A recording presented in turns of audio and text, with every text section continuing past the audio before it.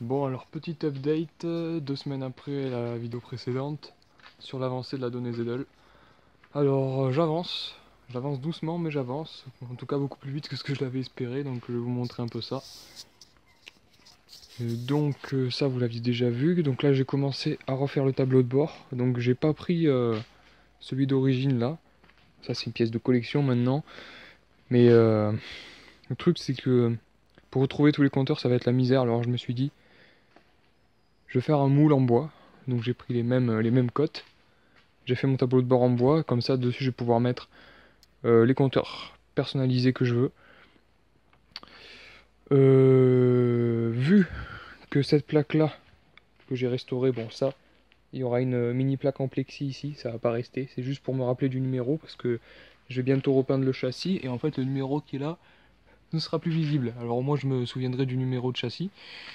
J'ai réussi à revoir la plaque, je disais Données Zeddle d'origine. Je sais pas en quoi elle est, en bronze ou un truc comme ça. Avec de la paille de fer et du bicarbonate de soude, c'est très bien revenu. Avec 2-3 couches de belle gomme après dessus, histoire que ça brille un peu, vernis le bois, la lasure, puis ça rend bien. J'attends un interrupteur, ici, avec les petits tic tic tic tic tic. Bon alors déjà, ce que je dois dire, c'est que beaucoup de gens vont critiquer, parce que bon, c'est une donnée Zeddle type G1 1924.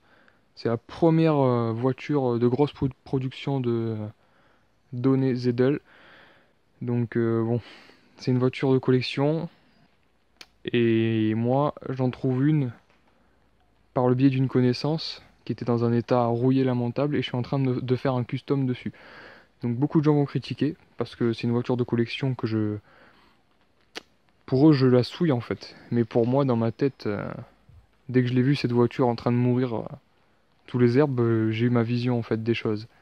Donc même si ça plaît pas aux puristes, ben, c'est une donnée Zeddle qui va rouler, qui va pas être dans un musée comme les voitures de collection à rien faire. C'est une voiture qui va rouler, qui a été pensée pour continuer à rouler, d'où mon swap moteur de chevaux. Parce que faites un joint de culasse sur le moteur d'origine ou on va dire, admettons, vous abîmez le cylindre, c'est mort. Hein. Pour retrouver un bloc donné Zeddle G, type G, faut y aller quoi. Donc là, un bloc de 2 chevaux, même si le moteur il explose, regardez, 1,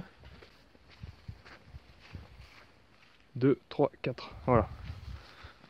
Donc dans tous les cas, j'ai ce qu'il faut pour l'entretenir. Bon, ça part un peu en couille, je change un peu de sujet. Mais bon, c'est des paroles qu'il faut que je fasse parce que plein de gens grincent des dents quand je leur raconte le projet.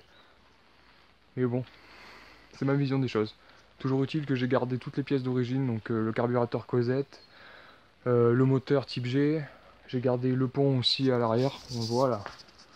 Dans le fond, j'ai gardé toutes les pièces mécaniques d'origine pour que, admettons, dans 10-20 ans, je sais pas où je serai. Peut-être que j'aurai plus de moyens qu'à l'heure actuelle. Et peut-être que j'aurai une autre bagnole un peu... j'aurai un autre délire. Je serai plus trop dans ce délire et je pourrais me permettre de la remettre origine collection et bien la refaire. Bon, reprenons où on en était. Donc oui, j'ai fait le tableau de bord. Enfin, je suis en train de le faire. Il va y avoir les interrupteurs et tout qui vont arriver.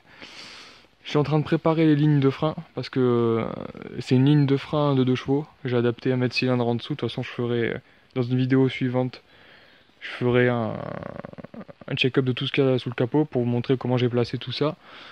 Donc oui, c'est un flexible, et bon, un flexible, c'est on va dire une tuyauterie de frein de 2 chevaux parce que sur ça, c'est pas du plastique, c'est du bon métal que je vais réadapter à la longueur de cette voiture.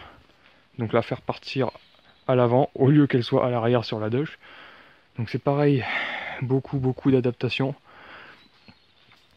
Ici, je suis en train de courber le locoumé, le contreplaqué marin, là, pour la position de la vitre, parce que ça, en fait, ça se met comme ça. Voilà, je sais pas si le téléphone va changer tout seul la vue ou pas. En gros, sur la bagnole, là, faut imaginer qu'il y a la vitre qui monte. Et c'est censé épouser la courbure du capot. Donc voilà, j'ai fait un patron avec le bois d'origine qui est là-bas, la courbure d'origine. Et bon, apparemment, faut attendre 24-48 heures comme ça, et le contreplaqué garde la forme. C'est ce qu'on verra. En plus, aujourd'hui, il pleut, il fait un peu humide, donc peut-être que ça va aider le bois à prendre la forme. Je viens de démonter les jantes, donc à l'avant, ça sera des jantes de Simca Aronde, et à l'arrière, du Dush. Les pneus, je les ai pas encore commandés. Et je viens de terminer le proto de tringlerie de boîte de vitesse. Ça va pas rester comme ça. Ça va être réduit pour que ce soit un peu plus joli, mais je cherchais un système un peu pour amener la tringlerie de boîte jusqu'à l'avant. Je pensais faire ça en une demi-heure, mais au final ça m'a pris une journée et demie à concevoir tout le bordel.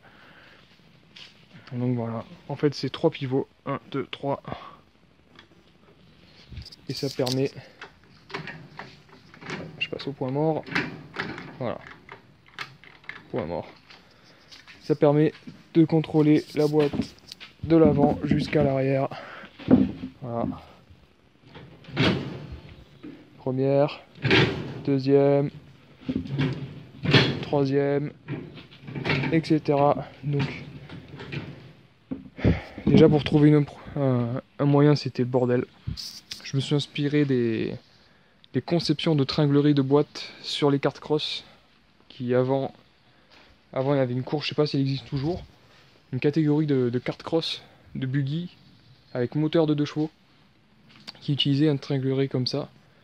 Donc je me suis inspiré un peu de leur truc. À part que comme j'avais pas de biellette, j'ai utilisé des rotules de direction qu'il y a à l'avant sur les Dush ou au niveau de l'axe de pivot. Pareil, 0 € d'investi. J'ai réussi à me faire un petit machin. Au niveau de l'échappement, j'ai aussi un peu avancé, rien n'est soudé, rien n'est en place. Mais voilà, à peu près comment ça va partir. Cylindre droit, cylindre gauche, cylindre droit. Et ici, un gros tube, sortie arrière droite. Cette semaine, il faut que j'ai d'assez grosses dépenses à faire. Ça fait mal au cul. Ça fait un peu grincer les dents, mais bon. C'est des choses malheureusement qu'on s'attaque à la restauration d'une bagnole, que ce soit une bagnole moderne, ancienne, une bagnole simple quoi. Tout coûte cher de nos jours, donc voilà. J'ai mis un peu d'argent de côté et je suis en train de dépenser un petit peu. Bon bien sûr j'ai de l'argent qui rentre aussi, sinon faut pas se lancer, si on sait qu'on n'a pas de rentrée d'argent, faut pas se lancer dans un projet comme ça, donc voilà.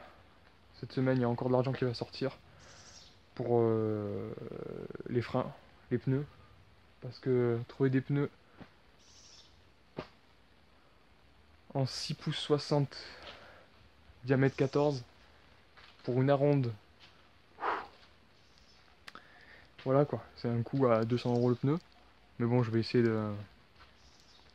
d'avoir une petite combine derrière tout ça. Il faut aussi savoir que ces pneus là sont équipés de chambre à air, donc il faut compter 15-20 € de chambre à air pour chaque pneu. Et aussi, je vais aller sûrement au club MCDA de Cuers cette semaine, récupérer un kit de frein complet en 200 mm pour faire freiner la belle. Il y aura eu beaucoup de blabla dans cette vidéo, mais c'est ce que je comptais faire de toute façon. On se retrouve pour une prochaine vidéo.